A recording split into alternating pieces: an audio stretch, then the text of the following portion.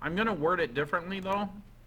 I have the equation 2/3 times n equals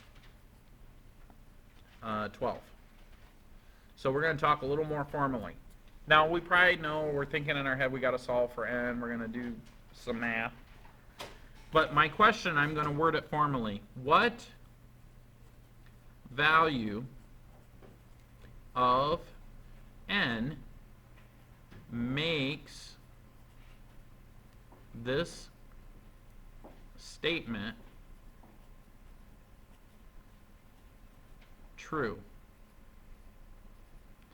So that's a very formal thing, right? In math, I don't talk about a lot with you guys, but everything has to be true, everything has to be logical, everything, you know, if the left-hand side of the equal sign does not equal the right-hand side of the equal sign, then it's not true.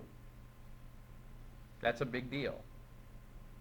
So what they're basically asking me is to solve for n. So now to do that, we have a fraction. Nobody likes fractions. How can I get rid of a fraction? We can multiply by the denominator. The denominator is 3, so if I go ahead and I multiply by 3 on both sides, the first 3 will cancel with this, leaving me with 2 times n.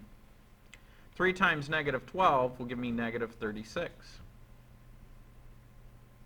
Okay. By the way, that was the multiplication property of equality. Okay. Next, to get n by itself, I got to divide both sides by 2, and I get n is equal to negative 18.